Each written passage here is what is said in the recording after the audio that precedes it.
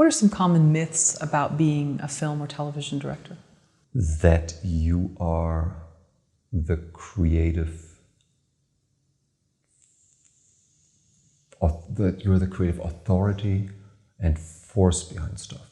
Like the myth is that the director is this genius and the writer somehow is not, or whatever. It's very clear that the hardest thing is to come up with a great story, and the director is then only the one who finds the best way of telling that story and translating it to screen. But the creative genius, and I don't want to poo-poo on my fellow directors, there are genius directors out there, but the writer is the one that came up with the spark. And if we're talking about creating something out of nothing, who literally created something out of nothing. So I would say 95% of the credit should go to the writer, 5% should go to the director.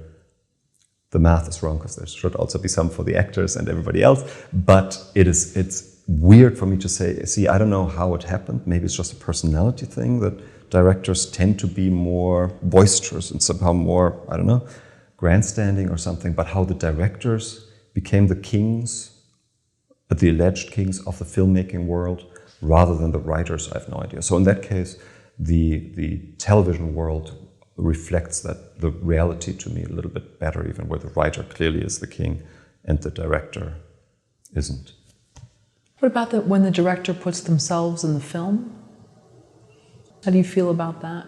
In a documentary setting, or no, in a narrative.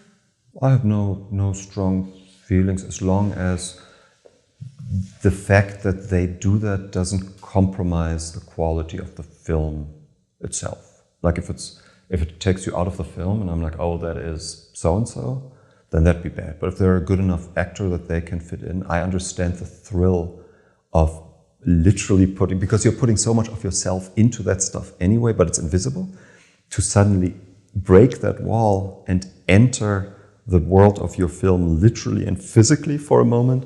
I totally understand why that is interesting. It has nothing to do with, oh, look at me, or with an arrogance or something. I would totally, if I were a better actor and I could just be for a second, go walk through and do something, I would totally do that, just out of a juvenile thrill of yeah. So I have nothing against that at all. Like the scene in, was it Staying Alive, that John Travolta bumps Sylvester Stallone for 1 minute on the street and, hey, oh, what do you, is this like this quick thing? But a necessary death, you weren't?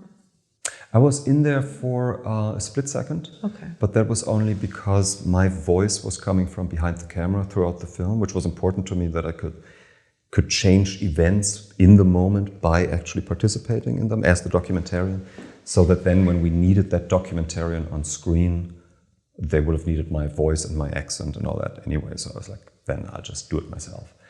And it was so short though, because everybody else around me, they're such better actors than I am, that we kept it very, very short, so that it doesn't take you out of the